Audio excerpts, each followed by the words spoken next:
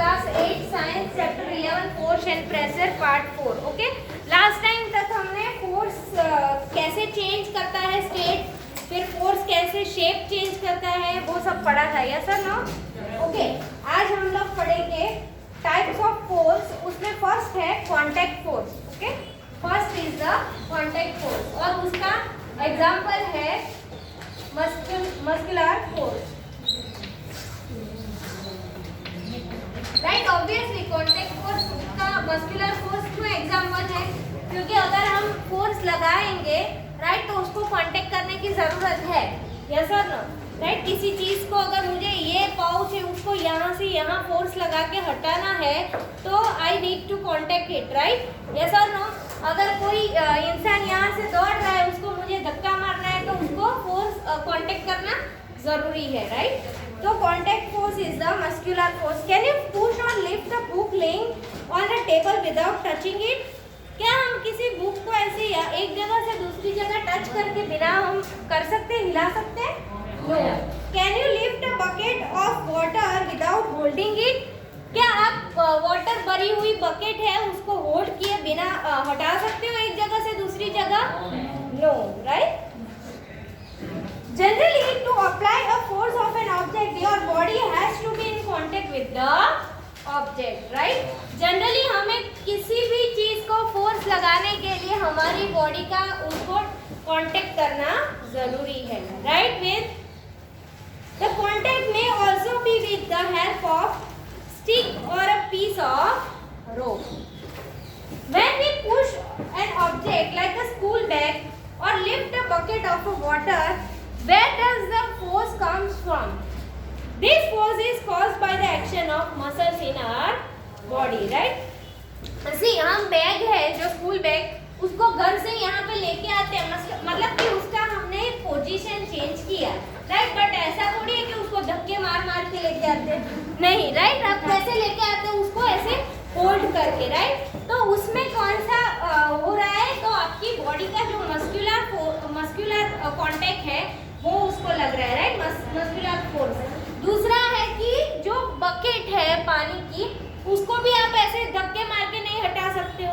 Right, उसको भी hold करके एक जगह से दूसरी जगह पे लेके जाना होता है। राइट, तो उसमें भी कौन सा फोर्स लग रहा है? Contact force. बट कांटेक्ट में भी कैसा? टच करने वाला नहीं।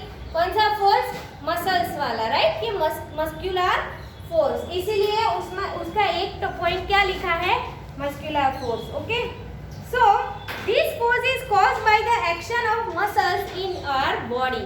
The force resulting due to the action of muscles is non-muscular force. Right, तो जो फोर्स फाइनली हमें रिजल्ट देता है वो किसके कांटेक्ट की वजह से? मस्कुलर फोर्स की वजह से, उसको हम बोलते हैं मस्कुलर फोर्स। ओके, जैसे कि बकेट को एक जगह से दूसरी जगह करना। ओके, अभी मस्कुलर फोर्स के दूसरे एक एग्जांपल मुझे इस रो में से चाहिए, एक एग्जांपल इस और एक एग्जांपल इस। ठीक है, मस्कुलर फोर्स का एग्जांपल एक बताओ। चलो यहाँ से कोई भी एक, बहुत सारे एग्जांपल्स हैं।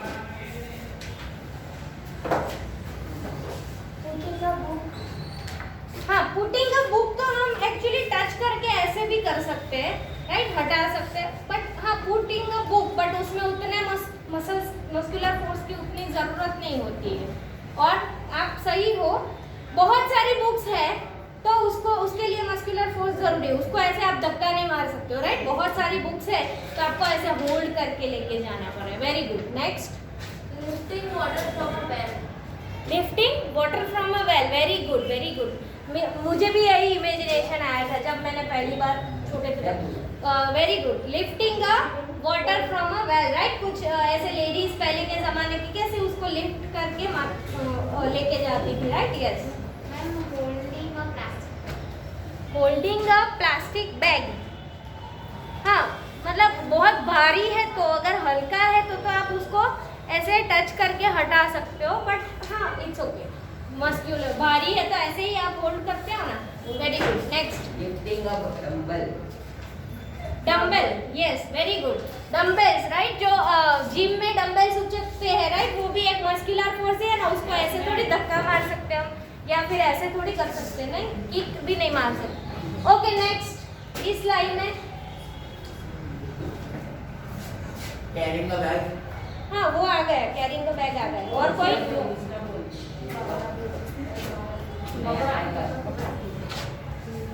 और कोई? Ma'am lifting food grain. Food grains, very good. Food grains है वो अगर एक बोरी में है, राइट, तो उसको लिफ्ट करने के लिए ऐसे ही पकड़ेंगे ना हम लोग, या फिर ऐसे पकड़ेंगे। Okay, very good. ओके, तो अभी समझ में आ गया ना आपको मस्कुलर फोर्स क्या है?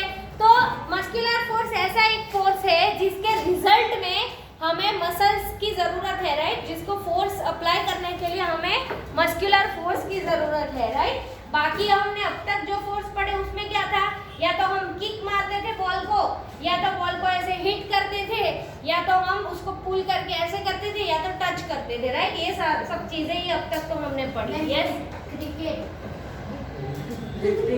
हाँ क्रिकेट, बट वो लिफ्टिंग का उतना उसमें कौन सा आएगा एग्जाम्पल? हाँ वो भी है, उसमें भी मसल्स, वेरी गुड। हाँ बैटिंग के लिए, राइट, बैटिंग के लिए भी मस्कुलर, हाँ मसल्स की, वेरी गुड। चलो लिखो यहाँ पे मस्कुलर फोर्स का एग्जांपल। अरे definition, the force resulting due to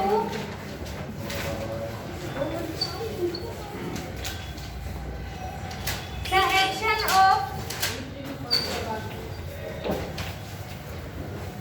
muscles is known as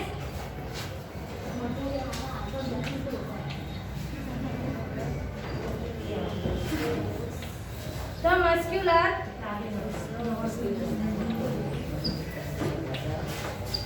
force.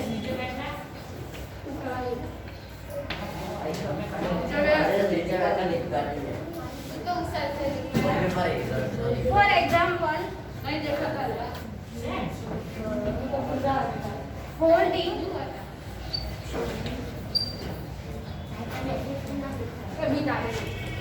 bucket of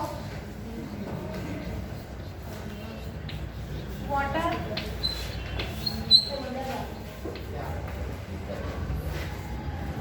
cooling rope, etc.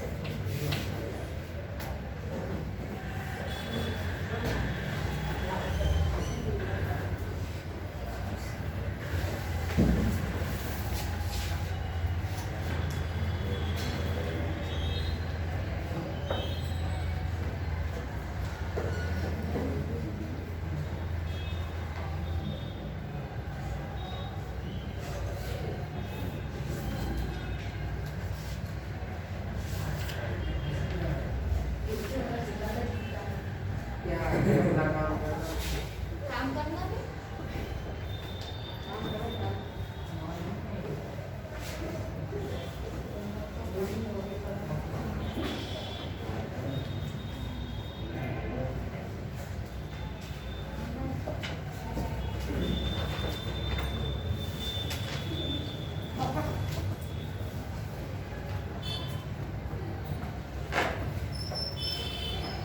चलो लिख लिया।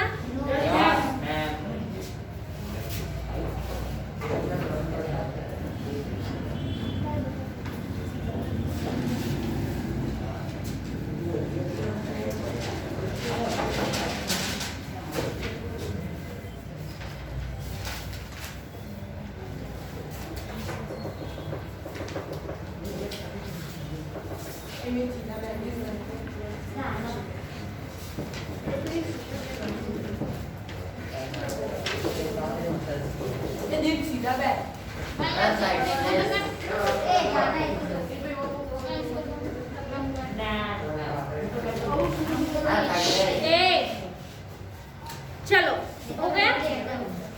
ओके, सो तो ये मस्कुलर फोर्स करने के लिए तो हमें कांटेक्ट करने की तो जरूरत है ही, राइट, यस और नो, है ना। हाँ, विदाउट कांटेक्ट तो हो ही नहीं पाएगा। ओके, तो कांटेक्ट फोर्स के अंदर ही पहला क्या है? मस्कुलर। ओके, अभी कांटेक्ट के अंदर दूसरा क्या है? Friction, right. कांटेक्ट मतलब उसको टच करने के बाद मसल्स का फोर्स लगाते हैं वो। ओके, तो मस्क्यूलर। दूसरा है फ्रिक्शन। मैंने आपको फ्रिक्शन के बारे में बताया था, किसी को याद है?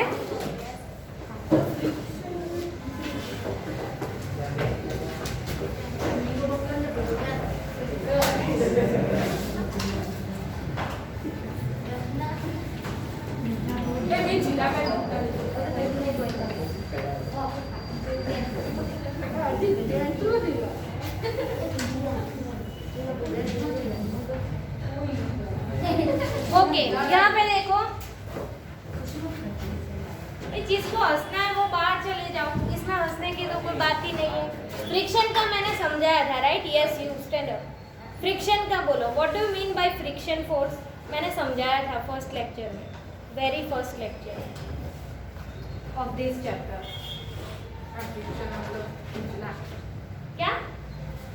जो चीज है ना रबर जैसी, वो तो इलास्टिक फोर्स है, वो तो स्ट्रेचेबल है, वो तो इलास्टिक फोर्स है, वो तो आपको आया ही नहीं अभी, छोटे बच्चों में आया था और डिटेल में आगे आएगा वो।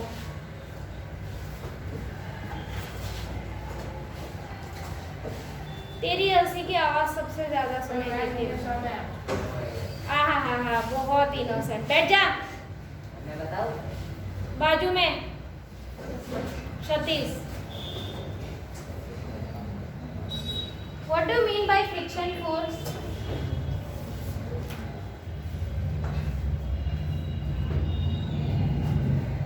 Last bench. हाँ, yes, you. मतलब पकड़ना, वो तो कांटेक्ट फोर्स है। बाजू में फ्रिक्शन की वजह से हम खड़े हैं, अगर फ्रिक्शन नहीं होगा तो हम लाइन खड़े तो रह सकते, वो तो कांटेक्ट फोर्स की वजह से रह सकते हैं, चल पा रहे हैं, राइट? चलते हैं हम फ्रिक्शन फोर्स की वजह से। गुड, बैठ जाओ। फ्रिक्शन फोर्स का कोई और एग्जांपल बताएगा मुझे? हाँ, rubbing hand, very good. Palm रब करते हैं ना तो हमें गरम गरम लगता है, राइट? तो ये क्या है? Due to the friction force. और कोई? आप लिखते हो ना पेंसिल से, पेन से, वो भी एक फ्रिक्शन फोर्स है, पता है? फ्रिक्शन फोर्स नहीं होगा ना तो ऐसे हट जाएगी पेन। Yes. फ्रिक्शन की वजह से आती है। हाँ, आग भी लगती है। साइकिल के पैडल चलते हैं, यस। मूविंग बॉल, उसका स्टेट चेंज होता है। Moving ball is another force, but उसका स्टेट चेंज होना या स्टॉप होना वो है फ्रिक्शन फोर्स। यही था, ओके, ठीक है। चलो, मैंने आपको समझाया था कि सपोज एक बॉल है, उसको आपने ऐसे धक्का मार के यहाँ पे छोड़ दिया, राइट? तो आगे कितनी देर तक जाएगा? यहाँ तक जाएगा, यहाँ तक, फिर स्लो होगा और फिर वो कहीं पे जाके तो स्टॉप होगा, राइट? ऐसा जरूरी नहीं है कि बीच में दीवार आएगी तभी स्टॉप होगा या कोई रोकेगा तभी स्टॉप होगा। वो कहीं ना कहीं जाके तो स्टॉप होगा और उसका स्लो होगा, राइट? समझ में आ रहा है कि नहीं? वो किसकी वजह से? तो वो जो सरफेस है ना, सरफेस, उसके साथ उसके फ्रिक्शन फोर्स की वजह से वो कहीं स्टॉप होगा। दूसरी चीज, साइकिल आप चलाते हो तो उसमें आपको पैडल मारना पड़ता है, राइट? ऐसा तो है नहीं कि साइकिल चलती ही जाए, राइट? कहीं पे तो जाके वो पैडल मारा है, राइट? तो उसका मैकेनिकल फोर्स है वो कम होगा, उसके बाद वो धीरे धीरे स्लो होती जाएगी, फिर धीरे धीरे आप पैडल मारोगे ही नहीं तो वो बंद हो जाएगी, राइट? बट अगर पैडल मारते रहते हैं तो अब आपको एक मतलब प्रेशर जैसा लगता है कि नहीं, हमें अभी मारना पड़ेगा पैडल, राइट? तो वो जो स्लो हो रहा है ना, वो किसकी वजह से? तो सरफेस के साथ उसका फ्रिक्शन फोर्स की वजह से, राइट? दूसरा, आप जो पेंसिल से लिखते हो वो भी क्या है? फ्रिक्शन फोर्स की वजह से आप लिख पा रहे हो, राइट? अदरवाइज पेंसिल ऐसे ही चली जाएगी और आप लिख नहीं पाते, राइट? तो ये है फ्रिक्शन फोर्स। उसकी डेफिनेशन ये है कि the force exerted on the object. यहाँ पे देखो, मैं बोल रही हूँ कि फोर्स एक्सर्टेड, आप ऐसी लैंग्वेज में भी लिख सकते हो, ऐसा कोई जरूरी नहीं कि जो बुक में है। जब force is exerted on the object with the help of surface या by the surface is which is responsible to change its state, right, उसका स्टेट चेंज करने में। बहुत फास्ट मूविंग है तो स्लो कर देगा, स्लो है तो स्टॉप कर देगा।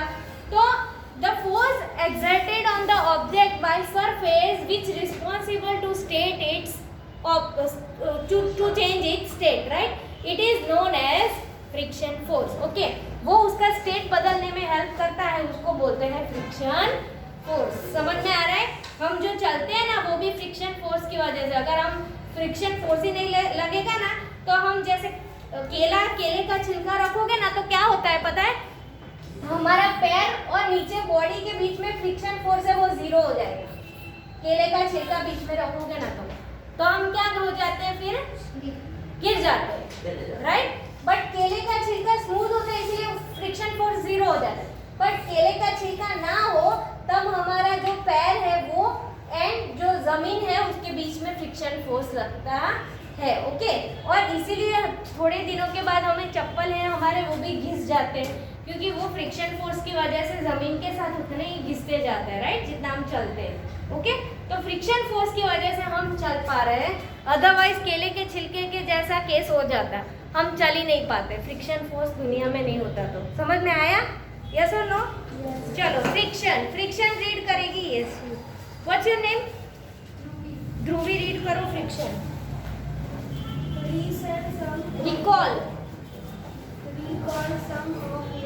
मतलब पहले का याद करो ऐसे।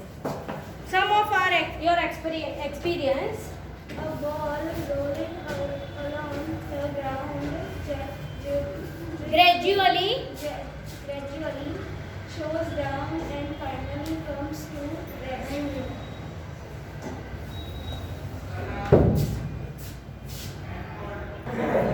ओके, चलो तो फ्रिक्शन फोर्स